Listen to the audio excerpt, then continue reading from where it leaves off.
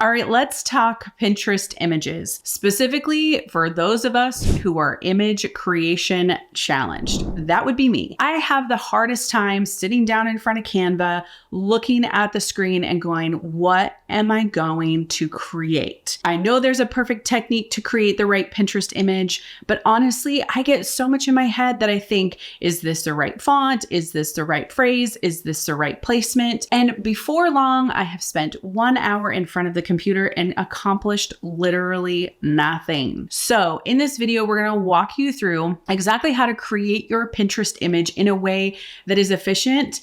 And it's for those of us who are design challenged like me. Hello, welcome to our channel. I am Kate All of Simple Pin Media. We are a Pinterest marketing agency, and we've been doing Pinterest marketing for the last 10 years. I record these videos for you because I know that not everybody can afford to hire an agency. So I want to share tips with you so that you can have quick wins when it comes to your Pinterest marketing, because I truly believe that Pinterest is a great place to market your business. And if you're not doing it yet, you are missing the boat. One of the key things with Pinterest marketing is your images. So let's dive in.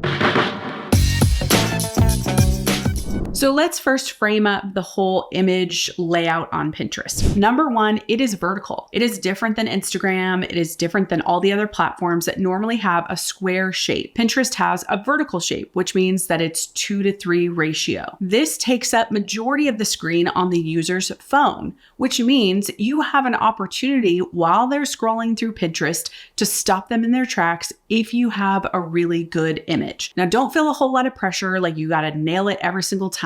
But I say that because that's how it works on Pinterest. The image on Pinterest communicates to the user in less than a second whether or not this is something they're interested in. And they either click to do a close-up and then they decide, ooh, do I want to go to their website to visit this particular article or product, or do I want to save this for later? All of that happens so fast. And if you have an image that leaves them confused, well, they're going to look at the image and go, I don't really get it. I don't really know what's going on. So there's a few foundational elements you need to put in your image that will increase the chances that somebody's going to stop their scroll, click on your image, and go to your website. All right, so when it comes to our images, you want to make sure that if you're using a stock image, that your image closely matches what you're going to talk about. You need to create that clear connection with the actual photo. Don't think about the text overlay. Don't think about any of the words that you're going to put on there. Simply think about the image. Does this convey to somebody at least part of what they're going to find on the other end?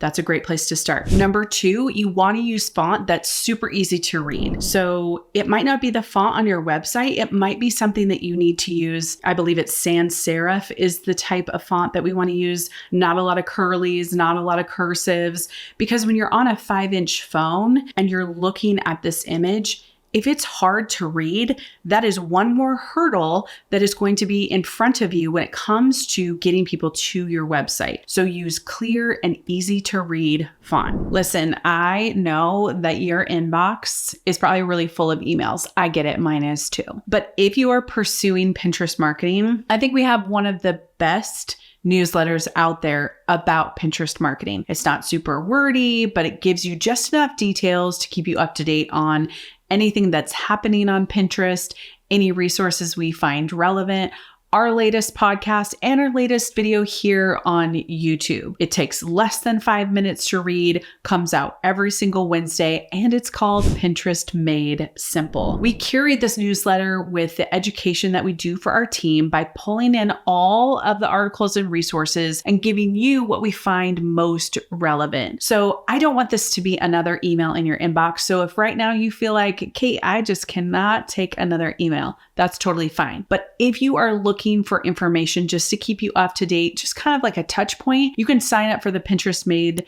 Simple newsletter here below in the description or here with the QR code. So get the Pinterest Made Simple newsletter today. We promise not to clutter up your inbox and be more of an additive to your Pinterest marketing. Okay, here's where I think people get stuck. It is what to write on the image.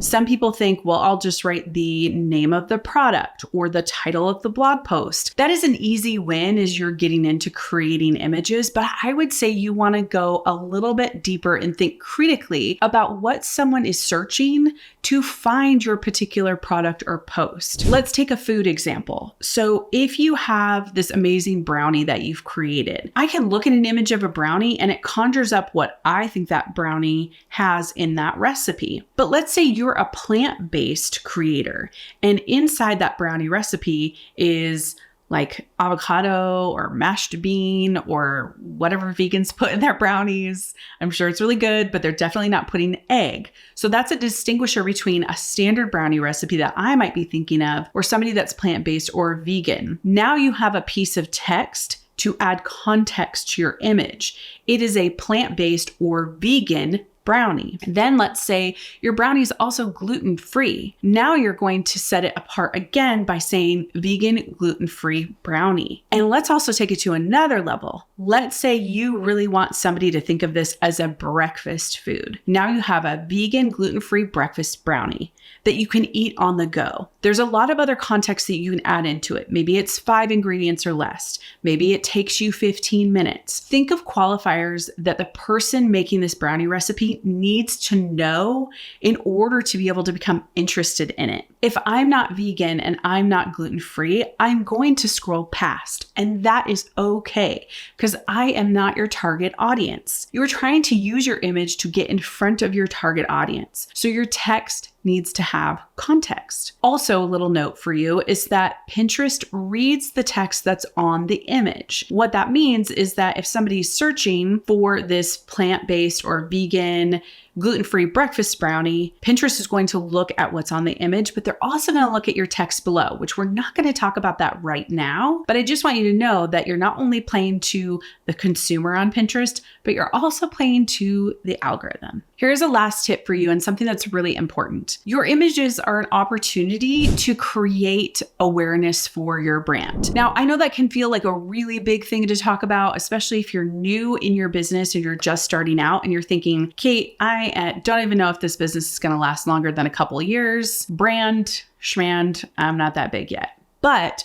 let's say your business is going to go long term. You just don't know. So take this opportunity to create brand awareness by including your logo on the pin image. Avoid the bottom right corner because this is where Pinterest puts its visual search tool. So it would be covered up on mobile. No one would be able to see it. I recommend a logo versus simplepinmedia.com just because, well, everybody knows it's a .com. Unless you are a nonprofit or maybe you are operating from a different country, but you have a North American audience, it's okay to put whatever ending .ca, .org, .net. That might be a helpful thing to do. But remember, your pin is already linked, so it actually doesn't really matter. So I prefer you doing logo over your web address. All right, here's what I'll leave you with is number one, I'm going to say set a timer for yourself. When you go into Canva and you create and you feel frustrated by the process, if you give yourself a timer, you can set it off to the side and just know, okay, at 30 minutes, if I'm not done, I'm going to take a break because you can easily wipe away tons of minutes just overthinking everything. The last tip that I'll give you is CTAs, calls to action. If you know that you want somebody to make your recipe, put something that says, make this recipe today. If you know that you have a guide about eating plant-based,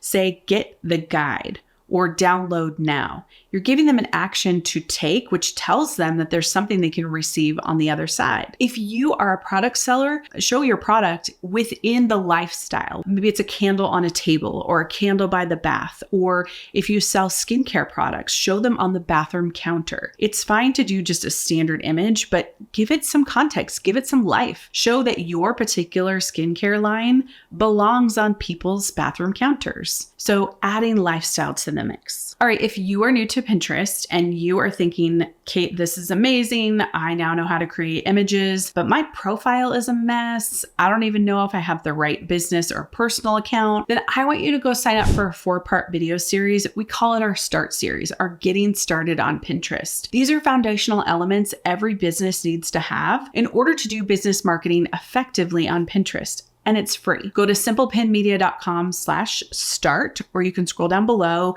in the description and you will find the link there.